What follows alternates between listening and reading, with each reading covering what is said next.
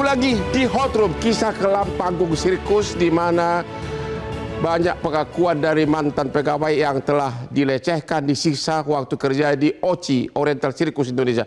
Bapak Wakil Menteri Hak Asasi Manusia.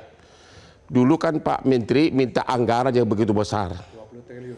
Dan berapa triliun? 20. Berapa? 20 triliun. Ini kasus di depan mata. Apa yang Bapak lakukan sebagai Wakil Menteri HAM? Benar nggak kejadian ini?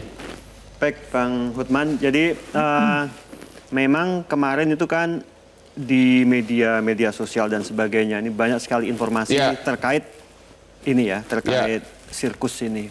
Nah, karena kami tidak bisa bekerja hanya berdasarkan informasi yang beredar di media, maka kami komunikasi dengan pengacara para korban. Jadi kami undang mereka karena kami perlu mendengarkan langsung. Hasilnya apa?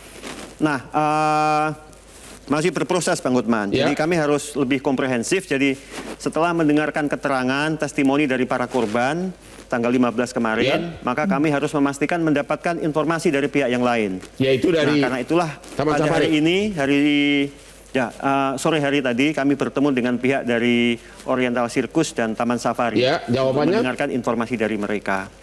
Ya intinya dua pihak ini ya punya versi masing-masing. Tentu saja Taman Safari, OCI menyangkal.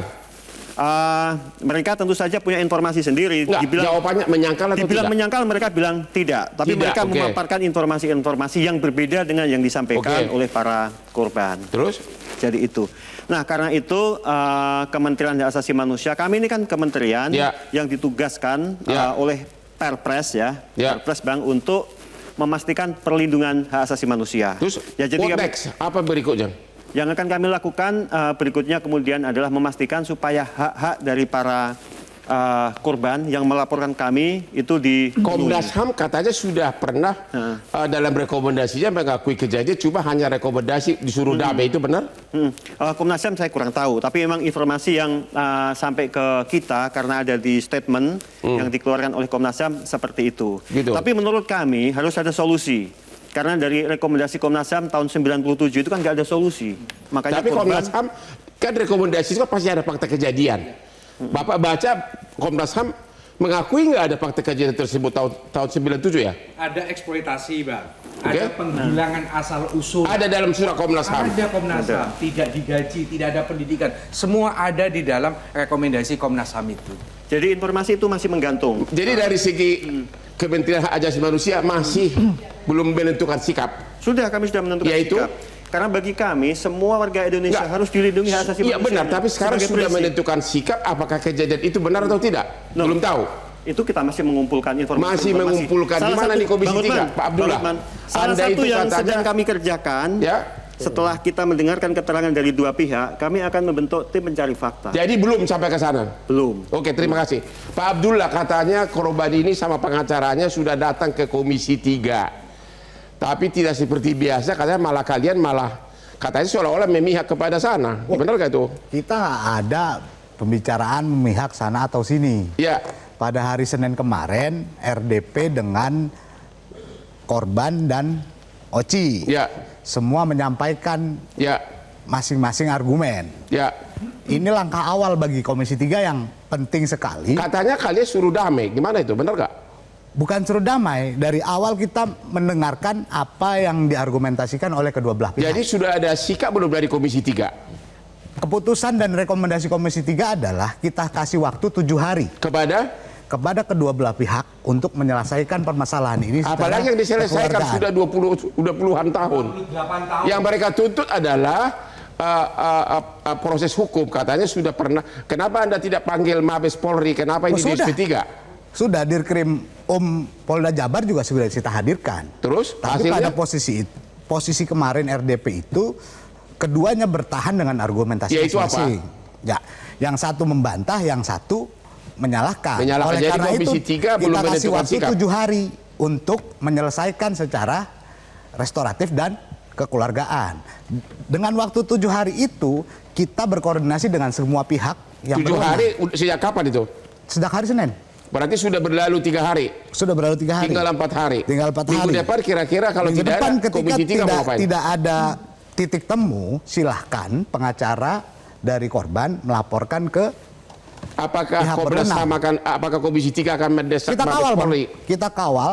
Ya. Kemarin karena keberatannya kenapa? Karena 9 tahun 97 itu tidak diteruskan laporannya karena ada kekuatan besar yang melindungi. Siapa? Saya tidak tahu karena kok nggak tahu? karena beliau yang menyampaikan. Siapa yang menyampaikan? Teman-teman dari korban yang Oke, menyampaikan. siapa yang melindungi tahun 97? Ada kekuatan besar, apakah jenderal atau pengacara Hotman Paris? Wah, jangan-jangan Bang Hotman ini di belakangnya Taman Safari ini. Siapa sebenarnya? Jadi gini Bang, di mata para korban, Taman Safari atau OCI itu adalah kekuatan besar. Mereka Ya. itu konglomerat. Ya. Faktanya rekomendasi tidak dijalankan, Komnas HAM memble. Ya. Komnas HAM melempem. Komnas HAM memble, dia bilang loh, bukan aku yang bilang.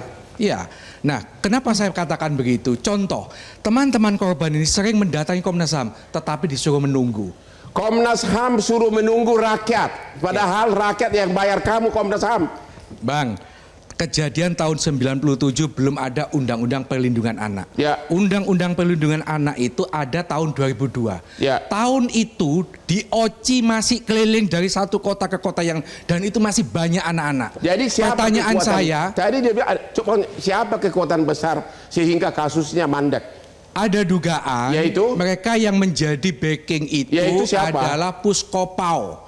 Tetapi Apa ini itu? harus Kepanjangannya apa tuh? Pusat Koperasi Angkatan Udara. Wow. Dan itu ada di dalam rekomendasi Komnas HAM, diakui tadi oleh teman-teman Komnas HAM bahwa OCI ini pernah dimiliki oleh koperasinya Puskopau. Melawan para korban yang tidak berdaya begini. Betul. Tetapi apakah itu menjadi backing? Tentu Puskopau yang harus menjawab. Pak bukan Hairul kita. Khalid, tanggapan Anda? Ya, saya kira memang kita perlu melihat kembali kenapa kasus ini tidak selesai. Ya. Pada tahun 97, Komnas HAM hanya merekomendasikan diselesaikan secara Disuruh kekeluargaan. damai malah. Diselesaikan secara kekeluargaan. Kasus ini merupakan kasus pelanggaran HAM yang kita bisa sebut kasus pelanggaran HAM berat dan tidak layak diselesaikan secara Anda kekeluargaan. mengatakan udah tergolong kasus pelanggaran berat. Anda sudah yakin? Salah satu pelanggaran HAM yang kita lihat dari kesaksian korban itu adalah hak untuk bebas dari penyiksaan, Bang. Ya. Ketika hak ini dilanggar, ini merupakan hak yang tidak bisa dibatasi. Tapi tidak kan bisa- Taman Safari bantah. Iya, itulah tugasnya penegak hukum untuk membuktikan ini. Anda sendiri sudah menemukan fakta nggak bahwa tuduhan itu benar? Kalau kami melihat analisis dari korban, itu terjadi berdasarkan testimoni korban dan kami juga nggak merasa korban merekayasa itu. Justru disinilah peran penegak hukum untuk membuka kembali kasus ini. Komnas HAM juga untuk harus kembali membuka Dan Anda penyidikan. merasa yakin tidak mungkin ibu sepolos ini akan berbohong begitu? Kami percaya dengan apa yang Ini adalah korban salah, katakan. para pemirsa, Bang ini adalah Hotman. salah satu korban yang mengaku korban pelecehan waktu masih kecil di OCI yang berlokasi di Taman Bang Safari. Hotman, kasus ini mudah kalau itu kita mengacu kepada undang-undang pengadilan. Kejahatan terhadap kemanusiaan itu ada beberapa. Ya, Ada perbudakan, ya. ada perampasan Ya kemerdekaan. itu semua udah tahu. Kita fokus ke itu aja dulu deh. Loh, enggak, Kenapa waktu itu dihentikan oleh Mabes Polri?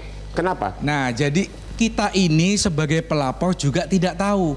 Taunya itu dikasih tahu oleh Komnas HAM. Waktu itu Anda belum terikut kan? Belum, saya Pengacaranya sebelum dulu lebaran. waktu itu waktu lapor ke Mabes pakai pengacara nggak? Pakai Pak Amir Samsudin.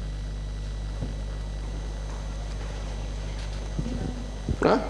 Pakai pengacara Amir nggak? Samsudin waktu itu ya. Waktu itu kita didampingin Pak Amir Samsudin. Amir Samsudin.